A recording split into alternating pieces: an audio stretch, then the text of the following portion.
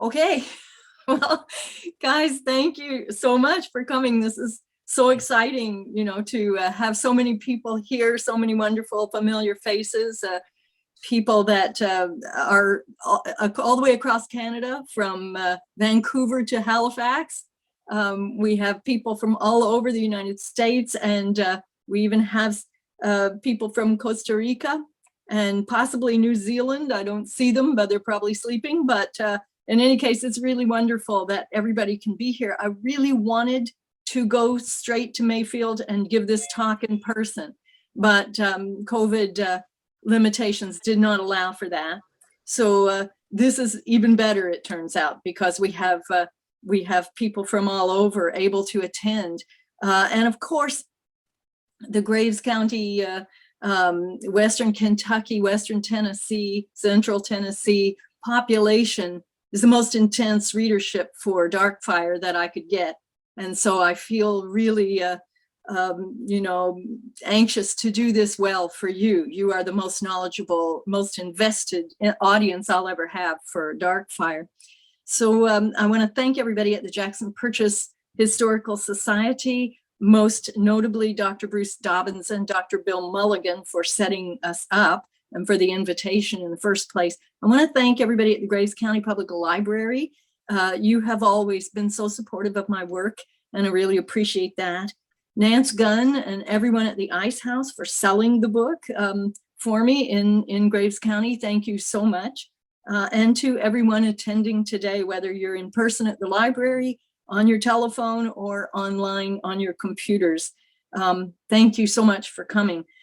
A lot of you will already know the background of Darkfire, why I wrote it, so I'll keep this part as short as I can, and then I want to give you a reading from the book, and then we'll throw it back to the moderators to field the question and answer part. And anybody can ask me questions. If you can find your chat or Q&A button on screen, you can type in a question, and it will be sent to the moderators, or I think you can maybe do it in person over the computer. I'm not sure about that part, but we'll find out when we get there. The story of the Drew and Lawrence massacres was told to us, my brothers and sisters and myself, by Daddy. And it was one of two stories he told us that stayed with me in a really visceral way, and made me feel that those stories needed to be brought to the page. And so in the 1980s and 1990s, Daddy died in 1984. And it was after that I began researching. Whenever I would go home to visit Mom or family, I would research these stories while I was there. And I researched them at the same time and wrote them both up. I had the final version of Darkfire that you have yourselves, or that is for sale at the Ice House. That version was written in 2001, which is the year my mother died. The other one is the story of John Thompson, whom most of you will not know anything about. He was a man of mixed race from Mayfield, or from Graves County. And his story is also fascinating. I wrote it up with the title, The Arithmetic of Color, and I'll be releasing that one, I hope, all things being well, next year. But I needed to get the story of Darkfire out this year, 2021, because it's the centenary of those deaths. I woke up on January 2nd, 2020, and thought, 20, we're in the 20s. Oh my God. This is the centenary decade for those stories that I researched and wrote, tried so hard over the years to get published. I need to take the bull by the horns and self-publish them. Luckily, the publishing industry has changed a fair bit in these past 25, 30 years, and it's no longer something you have to hang your head in shame over to self-publish a book. So it has been a good experience for me, I have to say. Lulu.com is a good company if you're thinking of self-publishing. They're very good. In any case, back to the research part of it, as I said, Daddy died in 1984. So when I was researching, I went to the libraries, I went to the Mayfield Messenger office, I went to the Frankfurt archives, read the coroner's report, which is quite sobering. And And I also spoke to as many people as I could in Graves County who were alive at the time of the murders and remembered them. They had firsthand childhood memories, most notably my Uncle Pat Rule, whom I gave a first-person perspective in the odd chapters of the book. People have asked me, why did I choose Pat instead of Daddy as the voice? Well, Pat outlived Daddy by about 15 years. And by the time I was doing the research and understood the kinds of questions I needed to ask Daddy, he was gone. But my Uncle Pat was a remarkable storyteller, as was Daddy. And great memories these guys had. And so Pat, when he began to tell me about the story, he said, well, if you want to know that story, and he was very pleased I was asking. He said, you want to know about that story? You have to go back to March 25th, 1920 in Mayfield, because that's the night night riders took over the town and burned down the chute. And we saw it all. We lived right across the street from the chute. So his memories of that incident and all of the incidents following in the year and a half that the book covers was very, very strong. So the stories that I've put in here are real stories that people told me. I got as close to the truth as it was possible for me to get. At least I hope I did. That was my intention. I had the help of Lon Carter Barton, whom many of you will know, beloved, rightfully beloved and revered historian of Graves County. I didn't go to Mayfield High. I went to St. Mary's, and I had good history teachers at St. Mary's and at Murray and at St. Joseph's School, all of whom have representatives here today, people that are classmates of mine from those different schools. But I didn't ever have Lon Carter Barton, who really knew so much about Graves County history, to teach me. And that was a regret that I had, but we became good friends. And I'll have you know, and it is a testament to the silence that fell upon the community after the Drews and Lawrence were murdered. Lon Carter Barton knew nothing about this story when I began researching it. And that tells you a lot, because he knew most things about the county. But of course, he was a little bit younger and wasn't alive at the time. And by his time, nobody was talking about it. So I began to, after researching the story, I began to write it up. And I wrote it first as pure nonfiction. And I sent it to the University of Kentucky Press, which I figured would be the perfect place to publish the book. And they said to me, boy, this story has so much power, so much drama in it, that I think you should rewrite it as fiction. And I thought, okay, so I went back to the drawing board and started over and rewrote the book as fiction. And then I sent it to the University of Kentucky Press, and they said, we don't publish fiction. So I began sending it out to other people, trying to get agents, trying to get publishers. In 2020, when I woke up to the fact that I needed to get the book published in time for the centenary, I sent it again to University Press of Kentucky, thinking maybe, all those other people would be gone by now who said no, and I'd have another shake at it, However, they also refused it in 2020. So there was nothing left for me to do but go ahead and bring it out myself. So why did I care so much? Why did I want so much to bring this story to the public? Well, I heard a woman from Belarus speaking on CBC radio about a month and a half ago. I had never heard of her before. She's a poet, and her name is Valgina Mort, and she now lives in the States, teaches at, I don't know, Yale or Harvard or one of those places. Anyway, she said she has written a number of poetry books about the kinds of pogroms and terrorism and terrible massacres that have happened in Belarus. And she said, when people ask me why I feel I have to tell these stories, all I can say is the least we can do is remember. And that is how I feel about the Drews and Lawrences. The least we can do is remember. So when I wrote the book, I tried to have the book be, for the most part, about their lives rather than about their tragic deaths, which of course had to be part of the story as well. It was Wallace Stegner, the great Canadian-American writer Wallace Stegner, who said, when you are reading a work of literature, you are experiencing whatever the characters experience in a real way, on some level. He said, if you are reading about a person riding through Russia on a train, you are riding through Russia on a train. And I believe that firmly about the writing of fiction, even if it's creative nonfiction, maybe even more so. And so I apologize for the murders. I am terribly sorry to have had to take you through that, but I felt that it was the only way to give witness to them, was to actually describe the murders. I had the good fortune to run into the Canadian writer Sandra Birdsell. She was a writer in residence at the library up here one year, back in about 2020, in fact. And she read my book. She said, I intended to read about 10 pages, but I found I couldn't put it down. And she said, what I think you need to do is tell this story from the first person perspective, because I had written it all as the omniscient voice. And she said, and it needs to be one of the people who was murdered. And I said, how could I possibly do that? I mean, they're not there to tell the end of the story. And she said, you'll figure it out.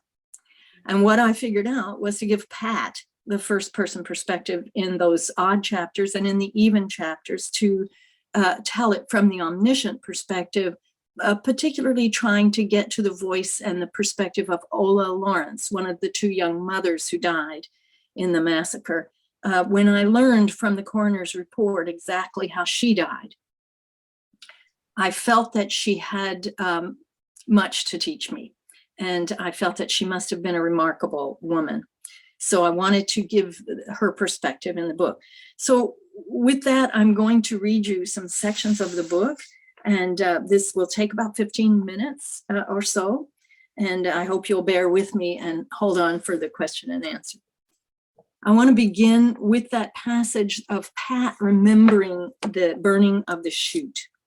He, as I say, his memory is remarkable, and this is Pat's voice, as close as I could get it. We'd gone to bed that Friday night expecting just to sleep the way you do. But when we was all fast asleep, Papa come into the front room where us kids was and rolled me out of bed, blanket and all, onto the straw matting that covered the floor. He was all in a hurry, and he said in a loud whisper, Bernard, Bridget, Ruth, y'all get down on the floor and lay still. They're carrying guns, and if they's to start shooting, them bullets will pass right through these walls. Lord, I never had come out of sleep straight away into terror that way before, though it's happened to me a time or two since. The thing was, the room was being washed with waves of strange light that cast shadows across the walls and ceiling, and Mama was there too, laying on the floor, her long red hair all undone. Bridget Ruth scooted right up next to her, but me, I snaked on over to the window. Bernard asked Papa if it was night riders, and Papa said, sure as hell is, hundreds of them. He'd gone to stand beside the front door. See, our room was right off of the porch. My bed was between the front door and the window. I peeped up over the sill, and I could see a whole slew of men milling about all over 13th Street around the chute. They was carrying guns, like Papa said, and torches too. And they had their coats turned inside out. You could see them white labels clear as anything in the moonlight. I reckon they could have done without all them torches, it was so bright that night. But I didn't get to see much, because as soon as everybody seen me at the window, they hissed me down again. Then all of a sudden, Papa swore, damn it, Nell, look, Ma's out there. Good God Almighty. Mama got up and stood behind Papa, kind of looking over his shoulder, and said, what in the Sam Hill is she doing? I peeped up over the sill again. Sure enough, there was Granny, standing out in the middle of the street in her night clothes, talking to a bunch of men, just like it was a Sunday morning, and they'd all just got out of church. Granny Rule was a tiny little woman, not much bigger than me at the time, and I was always small for my age. Long as I knowed her, she's dressed all in black for her widowhood, but her night clothes was white, and her long hair still mostly black, even though she must have been, let me see, she must have been at least 75 in 1920. Anyhow, she's a sweet old woman, kindly innocent, naive, I guess you'd say. And Papa said later she probably just saw some of her old farming neighbors out there and decided to go ask them what was going on. But there she was, anyway, amongst a gang of night riders. So Papa went out onto our porch and called to her. "Ma," he said, still trying to whisper at first, but finally just yelling. When she heard his voice, she turned toward it, smiling. "Ma, get yourself over here before you get hurt." "Y'all excuse me a minute," she says to them men, and they watched as she walked up to our front steps. She was out of my range of vision then, but I could hear Papa telling her it was dangerous for her to be out there in that business. She said, "Oh, Hardin, they wouldn't hurt me.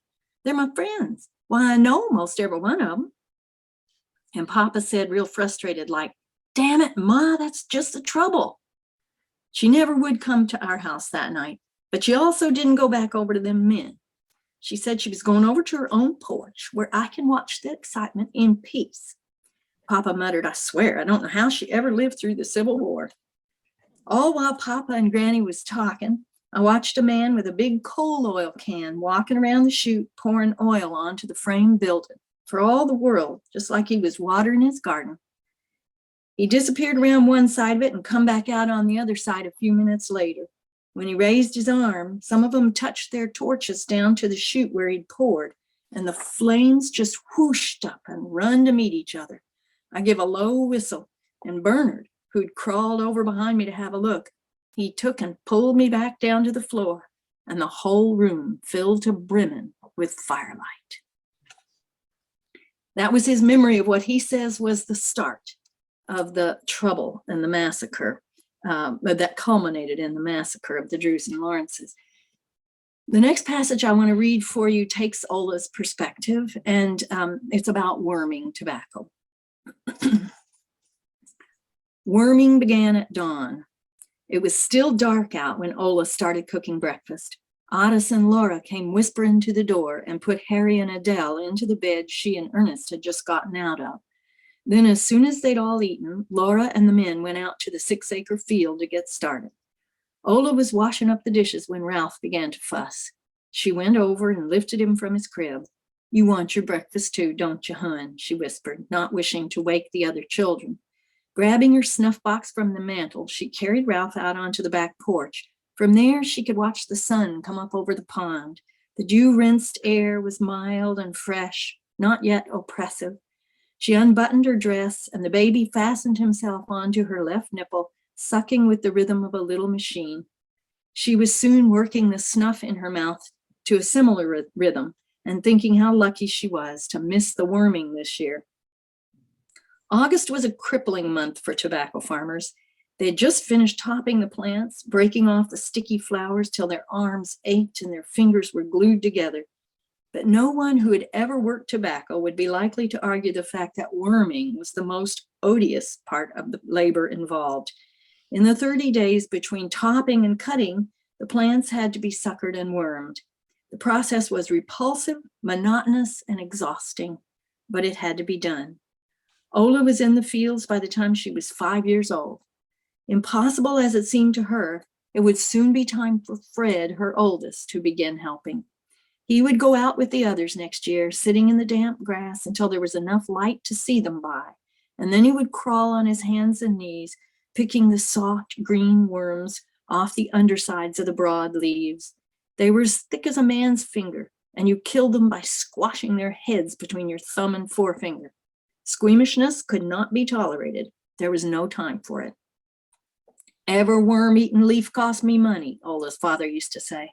"Y'all mash every one of them devils. It's us against them. Kill them.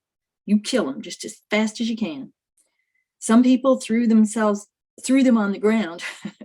Some people threw the worms on the ground after killing them, but Ola insisted they be stowed in a pail or a sack and saved for kitchen feed. Her disgust at mashing the worm heads had not outlived her first summer in the patch. She looked upon the memory of her childish revulsion the way you might look upon an antique turned up in a garden or passed down from your grandparents, something that has no use anymore and is merely cute. But still in all, she never had been able to bite the heads off and spit them into the dirt the way her brothers did. And she knew only too well the physical miseries of worming, the near despair of turning at the end of a long row, only to have to start back up the next. When Brother Walker talked of Adam and Eve being cast out of Eden to work by the sweat of their brows, the congregation of the Hickory Methodist Church did not drift off to daydreaming. They listened to every word because this was about them, pure and simple. Ain't no doubt in the Bible, Ralph, Ola said quietly as she shifted him to the other breast. You'll know that by the time you're 5 years old. He took hold of her finger with the concentrated grip of one working to survive. And you're going to need them strong hands of yours. The good Lord done give you what you need, didn't he, precious? He give you good, strong hands. She went on murmuring to him as the sun blazed up over the pond like a flaming sword in the hands of an angel, barring the way back to paradise. I especially wanted to read a passage from Delmer's perspective. Delmer was the 12-year-old younger brother of Otis Drew, one of the two fathers who was killed in the massacre. Otis had asked his little brother Delmer to come out and help with the crop. And then they had had such hard work for the 2 weeks that he was out there that they hadn't had time for their usual Saturday night sing-along. And they were going to have a party and celebrate Laura's 21st birthday that Saturday. So he was due to go back home into town on Saturday morning, the day of the massacre. But they left him there one extra day so he could attend the party. And of course, he was killed with all the others. I got some great pictures in the book, but I wasn't ever able to find a picture of Delmer. I don't know that there was ever one taken of him. And he was, my niece, Linda, who is working on the family tree, she said she was able to use the book to fill out a lot of her family tree. And she took photographs from the book and put them, she was putting photographs by each person's name. But she didn't have a picture of Delmer, so she put a picture of Darkfire for his portrait. I was very touched by that. So this is Delmer's perspective, the summer that he was out helping with the crop. With the coming of the mild weather, farmers all over Wills County bolted coulters to their plows and laid off their tobacco fields in 2 directions. Midway through Delmer's first week in the country, the fields were dry enough to plant. The women and children dug deep into the plant beds, careful to pull the young tobacco seedlings out whole. They laid them into baskets as gently as if they were eggs and carried them into the fields. Though the Drew farm was only 25 acres to the Lawrence's 60, they grew the same amount of tobacco, 6 acres of it, the maximum one family could manage. Otis grew his in 3 enclosed fields behind his Darkfire barn. Delmer preferred this to Ernest's one long 6-acre patch, which seemed endless as you started up each row. But at the end, in the evenings, he walked through the serpentine shadows the apple tree threw across the ground beside Otis's house and collapsed onto the front steps until supper was ready. At night, he dropped into bed beside Harry like a stone, merely bearing the image of a boy. And the final passage that I'd like to read for you is happening at the time of that party, just the last moments of the Drews and Lawrence's lives. I will not take you through the massacre itself. I doubt I could read it, but I would like to give you a sense of what they were like as it led up to their deaths. They were having the 21st birthday party for Laura that night. The south wind that had blown all day long was blowing still and felt good in the warmth of late June, even as midnight drew near. Cotton-headed with sleepiness, Delmer tried to listen as the adults became embroiled in a discussion about Dixie. I don't care what anybody says, Ola was saying. The Civil War changed everything, including Dixie. Can't be sung jaunty like no more, the way it was wrote. It's a lament now. Ought to be done slow. Like you played My Old Kentucky Home for me that time, Ernest, remember? Ernest leaned back in his chair, his eyes half closed. He mumbled affirmatively. Well, I think you're plumb crazy, said Laura. Ain't nobody plays Dixie that way. Suddenly, Ernest sat up and pricked his ears. What's the matter? Otis asked. After a moment, Ernest said, Nothing, I guess. I thought I heard a horse whinny down by the creek, but it must have been carried on down to the barn on this wind. Well, I'm about ready to head on home, Laura said through a yawn. Y'all, this was the best birthday party of my whole life. I couldn't never thank you enough. They gathered up the coffee cups and pie plates and took them inside. Then they went to fetch the children. Otta set a coal oil lamp on the table beside the door. All 11 were there, and Laura was tucking her presents into Madine's buggy when a bullet shattered the upper window pane over Ralph's crib, showering him with broken glass. Ola screamed and ran to get the baby, but several more shots were fired over their heads, and suddenly all the women and children were screaming. Ernest moved instinctively toward the guns over the mantel, understanding with instant and sickening certainty what he had suppressed when he'd heard the horse down by the creek a few moments before. Midnight, a shot through an upper pane. Night riders. Thank you for listening. Are there questions here in the room? You raise your hand. And let me ask, how hard was it? I mean, you said you didn't think you could read the murders. Was there a point in this where it almost was emotionally overwhelming? Like, it seemed like a good idea, but... Yes. Well, I have always been concerned about the difficulties taking people through this terrible massacre. It was, when kids and Daddy told us the story, I certainly, and possibly my brothers and sisters too, I certainly thought that Daddy was a wonderful storyteller, and I just thought he may have embellished a little bit. So when I looked the stories up, what I found was that he had certainly not embellished, and he had protected us from a lot of it by not telling the details of the massacre. I learned those by reading the coroner's report and some of the newspaper reports as well. So yes, it was very, I cried a lot writing the book, and I still cry every single time I try to read that passage aloud about the murders. It's a lot to leave in people's heads, but on the other hand, for me, the need to do it was really counterbalanced by this silence that, when that overtook the community about the Drew and Lawrence massacres, and indeed including the burning of the chute and the taking over of the town. It's all connected, and it's that silencing is what really bothers me. So many people that I interviewed back in the 80s and 90s almost looked over their shoulders like, wait, we're going to talk about that? They were nervous still. And it was 75 years then since it had happened. So yes, very painful thing to write about and quite overwhelming at times, but I just simply felt that I had to do it. So. We have a question from the floor. I have a question. Oh, I'm sorry. Okay. Go ahead, Joseph. Yes. Bernadette, this is James Ray.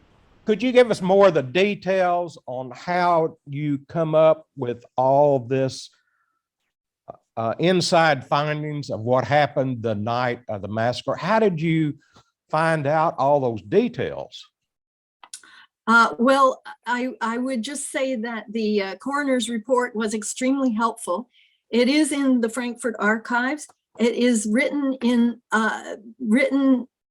a tobacco warehouse ledger, which I thought was interesting. That's what Coroner Merritt had at the time to write in. And he sketched out the house and exactly where all the weapons were found, the coal oil cans, all those things. And Pat and Daddy remembered seeing the fire, that the family went out in the middle of the night and were there while the house was still burning and while the bodies were inside. And I spoke with, they said that they could see the clothes, the outlines, they knew who was who while they were looking through the flames. Now I found that hard to imagine. So I talked to a friend of mine up here, Ian Gray, a remarkable man who has since died. He's a fireman, and many firemen die of brain tumors now because of all the off-gassing that's in our building materials. And he did die of a brain tumor, but he talked to me about the fire and what they would have seen. I told him what they said they'd seen, and he said, absolutely, this is very possible. It is what happens. And he explained what happens to bodies when they're on fire. And it was very painful information, but it helped me to deal. The detail of the apples in Delmer's pocket is true. So I had to imagine why he would have had his pockets full of apples. But that was all true. The fact that the ones who were killed by axe were so full of blood that they did not actually decompose like as much as the others, and they were nameable because of that, identifiable because of that. All of this was from the coroner's report and some eyewitness accounts. Thank you for the question, James. We have a question here in Mayfield. Hi, I am Patsy Wilson, and my mother was a Lawrence. And I remember her telling me that my granddaddy was a night rider. And I would like to know, how do you find out the family names of Ernest and any of his cousins or brothers or whatever? Do you have that information? I do have that information. A lot of them were in Missouri, and I went and found them in Missouri and talked to them, and they were fascinating. I also have a picture that you might be interested in. It would be some of your relations of a large family standing beside a log cabin that were in the Lawrence family. I believe it was Ernest's uncle, but they were very forthcoming when I found them, and wonderful. So thank you. Okay, wonderful to know that you're Ernest Lawrence's relation. I'm so honored to meet you. Well, I don't know that I am, but there's, at that time, the Lawrences all probably had to be related, because that was, now my family, I had known at one time they had lived in Puryear, Tennessee, and I don't know when they came to Western Kentucky, but I do remember my mother telling me that her daddy was a night rider, and all she would say was they would go out and gather up men that wouldn't take care of their families, and they would flip up on them, and then they would take care of their families. So it'd be nice to know all the rest of the story. Yes, okay. I'll be happy to send you what I have on the Lawrences. Thank you. I have a question.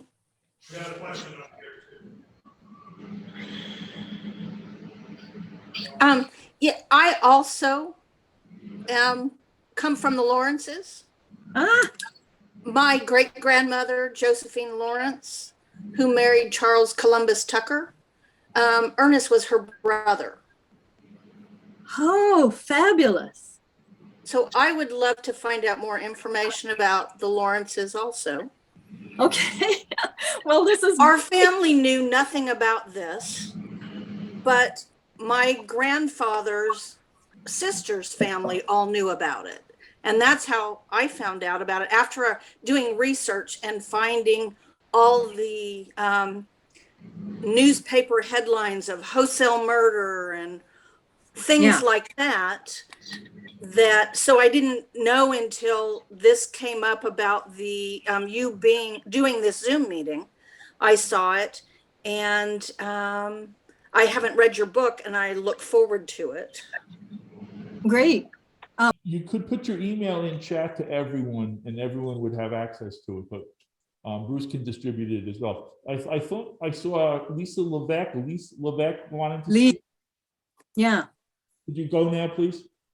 Yeah, my name is Lise. I'm a friend of Bernadette, and some things I can say about Bernadette is that not only is she a poet and a writer, she's also a terrific teacher, and she's been one of my mentors.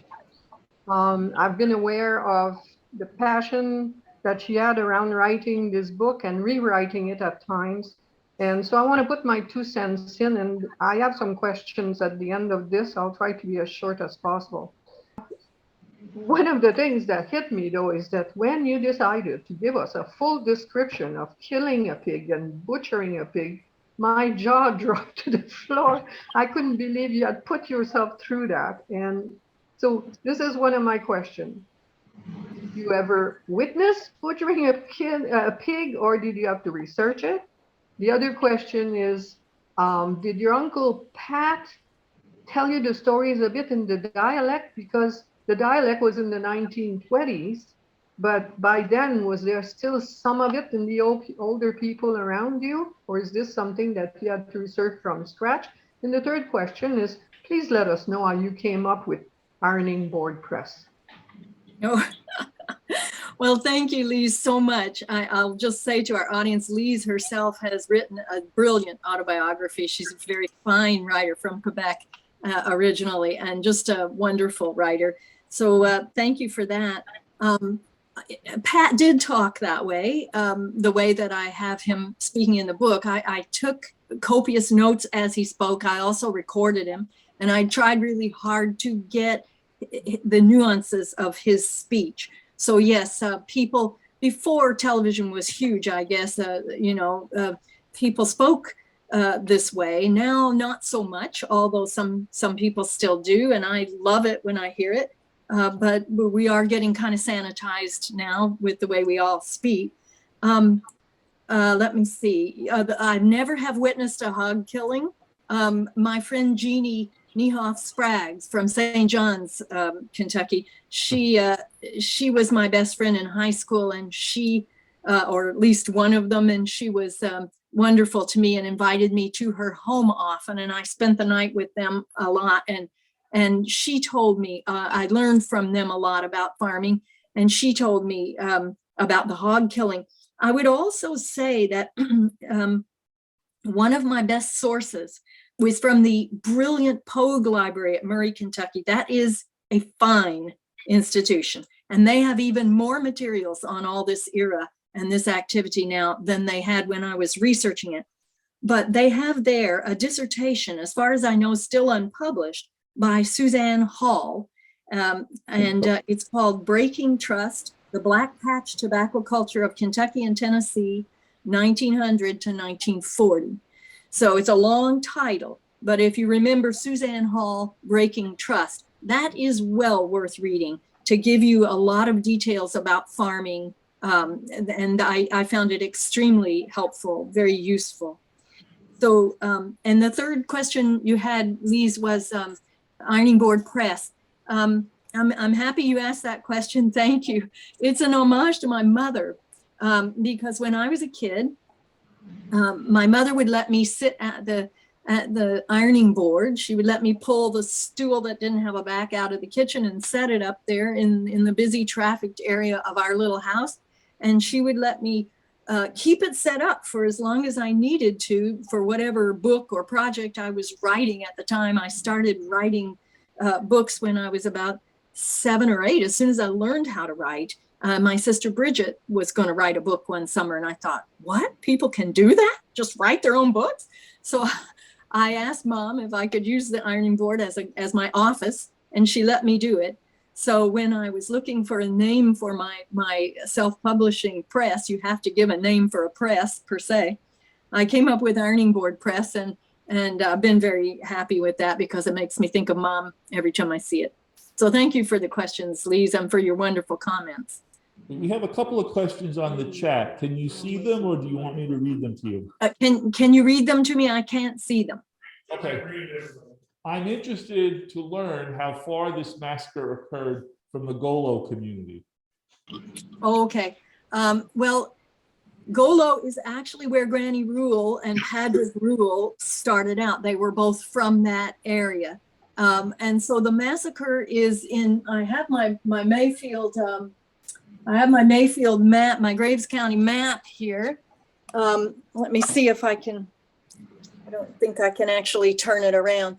Okay, so Golo is up in the, if you're in Mayfield, Golo is northeast of Mayfield.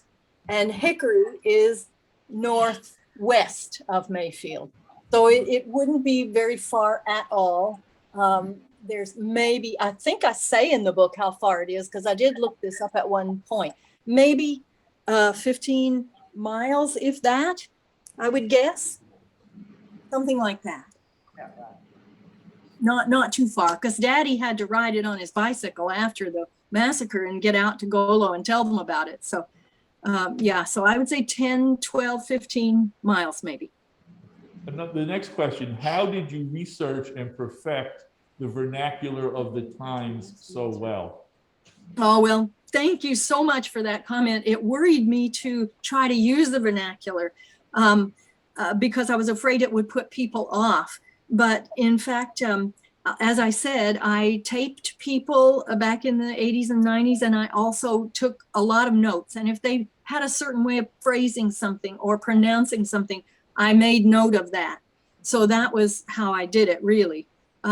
And I must thank Greg Smith of Blind Pig Press in Grimsby, Ontario, because he is the person who designed the book. And he told me to take out all the question marks for the, I had it full of, not question marks, quotation marks. I had it full of quotation marks the way I was raised to write dialogue. And he said, take it out. They're not using that anymore. It clutters everything up and looks terrible. And take out all those apostrophes. I had apostrophes for dropped letters. He said, get rid of it all. And I was horrified. I thought it would ruin everything. I thought nobody would know who was speaking or whatever. But people have told me that that it has not been a problem for them. Most people. So I'm very grateful to Greg for helping me with that, because it does look smoother without all the quotation marks. Next question, how near to the scene was your home growing up? I think it is it 4 or 5 miles up to Hickory, maybe, all of these things I researched so long ago. So let me look at my map again here. I refer to it all the time, this Graves County map. I'll try to show it to you here. I've got it on the wall. It's all wrinkled. There's Mayfield right in the middle. And it's been of great use to me. Yeah, I would say Hickory it's almost due north of Mayfield. And it's possibly, oh yeah, scale miles. Okay, yeah, about 4 or 5 miles maybe. Some of you have family from Hickory, I know that. So maybe you could answer the question better than I can. The next question, any remarkable were some reactions from friends of yours when you relayed the facts recently? Can you repeat the question? Any remarkable were some reactions from friends of yours when you relayed the facts recently? I would have to say that people have been incredibly generous. I have been so surprised by the response the book has gotten, because as I said, I tried for 25 years to get it published or to find an agent to help me publish it and couldn't do it. I don't really know why that is. Maybe some of you would have an idea. Maybe part of the problem was that I was between fiction and nonfiction. That might have been an issue, although there are so many creative nonfiction works out there now that I'm not sure about that. But in any case, all I can say is I've been so gratified by the reaction. Of course, people are horrified by the massacre, but people seem to appreciate the book so much, and it's done me. It is a dream come true to have something you write be received by readers the way Darkfire has been received. It's been incredible. Here, here. The last question on the chat. I am a Murray State student and actually work for the news. I'm writing an article in the paper about your book and would like to know how your time at Murray may have shaped your writing. And that's from Ava Chu. Well, this is wonderful to know that you're writing the article, and I hope you will send it to me when you have it finished. Thank you, Ava. yes, Murray was a very, very fine university for me. I loved my time there. I worked in the history department for a part-time job. So I got to know I actually sort of accidentally did a major in history. I did a major in English, and I ended up having as many classes in history as in English just because I loved them so much. For me, looking at what was being offered each semester was like going to the finest restaurant in the world and getting your pick of, dishes that you could eat as much as you wanted of. I loved it. And I thought the history department was a remarkable place. It was headed up by Riley Venza at that time, and Dr. Wolf, Dr. Payne, Dr. Cartwright, Dr. Oh my gosh. In the English department, Dr. Dawday, Dr. Swan. I had wonderful professors. They would all be long, long gone from Murray now. But I love the Pogue Library. I loved it when I was a student there, and I love it now. When I go home, I love to go back to the Pogue. I like to just sit on those front steps and look up at those columns. I like to look out the view out the back of the quadrangle. It is a thrilling place for me, and it is a very fine research library. Also, I attended the service, if you want to call that, at the 100th anniversary, and it was very, very moving at the cemetery. I'll say that. But my question is, what is on the site where the massacre happened today? Have you visited it? Okay, great question. Other people have asked me this question as well. It's a farm and it's a pasture, as I described it in the afterword of the book, our 75th celebration or memorialization of the events. At the time when I was doing the research, it was owned by Sam and Betty Workman, and they were wonderful. They didn't know what had happened on their land. They had just had it as a pasture. And they came as Sam Workman was in the Second World War, and he came home afterward and bought the farm when he was marrying Betty, and had no idea, what had happened there. So when he first took me there, I asked him, would he mind if I found the place where it had happened? And he said, well, I think I know where it is. Now, Pat knew as well, and Pat was with me, and Hunter Hancock, who taught biology at Murray. He was a best friend of Delmer Drew, and he was a great help to me in my research as well. So we went out with my brother Michael and Lon. We went out to the place, and Mr. Workman showed us the field, and he said, when we moved here, all that was here were 4 blackened foundation stones. And he said, I just took them. I didn't know what they were. I just took them and tossed them and rolled them down in the creek. And I went over to the creek and looked down, and there they were, still lying there. So, to me, that was holy ground. And it was, it really was a painful and yet a terribly fulfilling, moving experience to walk that land, to go there. I would not advise anybody to do it without checking with whoever owns it now. Sam and Betty have both died.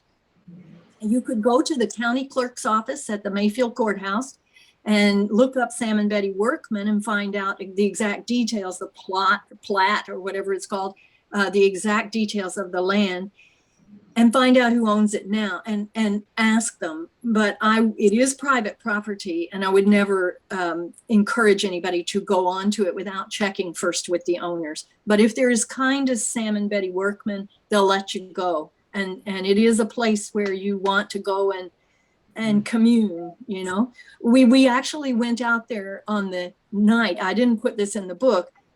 My sister Rosie and Lon and I and his friend Harvey, his last name is not coming to me. Anyway, the 4 of us went back out after we had our 75th vigil on June 25th, 26th of 75 years after the death. We went out at midnight. We wanted to be there at the moment, 75 years later, when it happened. And I was fully expecting, you know, ghosts or something, but it was as peaceful as it could be. And I feel that those ghosts have been laid for in whatever way. So yeah, it's a farm. Thank you. Thank you. Are there any other questions here in Mayfield? Yes, Ann. I have a question. I'm not from this area, but what was the shoot? Oh, thank you for asking that. I meant to explain it. When my Uncle Pat said you got to go back to when they burnt the chute, I didn't know what it was either. But it's CH, and that implies that it was an angled drive that the tobacco farmers brought their wagon loads of tobacco in to sell. And they would drive down the chute, and up on raised platforms on either side would be buyers from all over the world. Mayfield was a huge center, as was Hopkinsville, as is all of Western Kentucky and Central and Western Tennessee. Huge markets from the world over for dark fired tobacco. It's not really grown anywhere else. And so that is what the chute was. And by burning it, the night riders and the union people were saying, you know, this is not going on anymore, because what happened was just right after the First World War, the prices plunged again. You see, there was a first round of night riding and union building, and that was about 1903 or 4 to 1908. And that was what people refer to as the Black Patch War, but they often say the Black Patch Wars. And the thing is, there are people who think that I should not use the term Black Patch War for the activities that culminated in the Drew Lawrence Massacre. There are people who think I should not spell night riders with capital N, capital R. I came across this back when I was doing the research, because I sent the book to everybody that I could at the time, everybody that I thought could give me feedback on it. And one person that I sent it to was Judge Bill Cunningham over in Catawba. And he didn't want to meet with me, but he read the book and he wrote back and said, it's a very good book, but he said, you're wrong about your details. Night riding never happened again after 1908. Well, you know, all you have to do is read the newspapers and you will find out that night riding did happen. You know, the thing is that it certainly was a slightly different round of the Black Patch Wars, or of night riding, if you want to call them that. But it has the same, these activities that culminated in the Drew Lawrence Massacre, they have the same motivation, the same methods, the same goals, the same leader in Felix Ewing, many of the same players, and they themselves called themselves night riders, and they referred to it by these terms. So I don't know what people would want me to call it, and I'd be interested in finding out the answer to that question. But for me, I'm going to use the terminology the people then used, and that was night riding and the Black Patch Wars. We have another question on the chat from Chuck McNulty. My mother, a Trevathan, grew up in Columbus, Arlington, Fancy Farm. Did the special dark tobacco region extend that far? Did the night riders extend that far? Yes. There was night riding in 30 counties in in Kentucky and Tennessee. And yes, it certainly included Fancy Farm. It certainly included these areas you're talking about. I thought your mom was from Hickory, Chuck. So that's interesting, but it definitely did cover these regions. Yeah. We have another question here in Mayfield.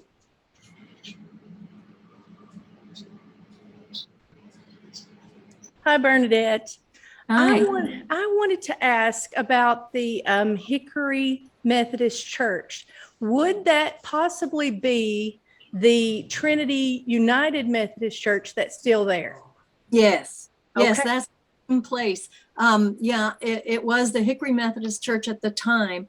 My grandfather Hardin was a Methodist, and all of his family, and this was his family who was affected, they were Methodists. And yes, it's now called the Hickory United Trinity United Church. But if you go and look in their graveyard, you will find graves of Rules and so on. Now, the Drews and Lawrences themselves, the people who were massacred, they should have been buried out of Trinity Methodist. As far as I'm concerned, that was their church. And it is exactly the same little church that stands there today. It's a beautiful little church with the rounded pews and all of it. A lovely place. In my research, I went to some meetings there. In any case, they really should have been buried there. But of course, the town took it on when the New York Times came in and what was covering this, and newspapers all over the country were covering the massacre. It just got out of the hands of the family. And I explained a little bit about that in the book, with the funeral and so forth, that they didn't even get their own minister to bury, so that's kind of another little twinge of sadness for the story. Thank you. Yeah, Lauda Stamper, I made up the name, but she was a real person. And that is one of the stories that I was told that I wanted to put into the book to fill out the whole story. My great Aunt Bridgie did die the way Granny told it and described it in the book. Well, that's my Granny. Nell describes it to Pat. She told me that story when I was 12. The glass game that the children were playing the last night, that's true. Implausible as it may sound, that is something Ola used to do, was to, soften the edges of the glass or smooth off the edges of broken glass and give it to the girls to play with. And so that was all true. So as I say, I've made it as close to true life as I could. And thank you so much for saying what you did, Lise. Thanks. Appreciate it. We have a question on the chat. You said the news was delivered to Golo by driving by bicycle. Can you elaborate? Yes, it's in the book. My father was told by his mother, Nell, to get on the bike and ride. This was in the middle of the night when dawn was coming now, and they had gone out to see the fire because the word came to them from a neighbor. The neighbor's real name was Ben Morris. I called him James January in the book because my family has a strong feeling, always had a strong feeling, the Drew family, that he was in on it, that he was there. He was the one who rode into town and told them all that it was happening. And that's why they were able to get out there in the middle of the night, and see the fire. They said you could see it on the top of the hill there in Hickory from a long, long way off. And for my part, I just imagined them in a wagon riding, hell-bent on an old gravel road out into the country. No light, like there was a full moon, but it would have been long uprisen by then, So it struck me that would have been quite a harrowing thing to ride either a horse or a wagon in the dead of night back in the day, because you wouldn't have light to go by. It really is dark in the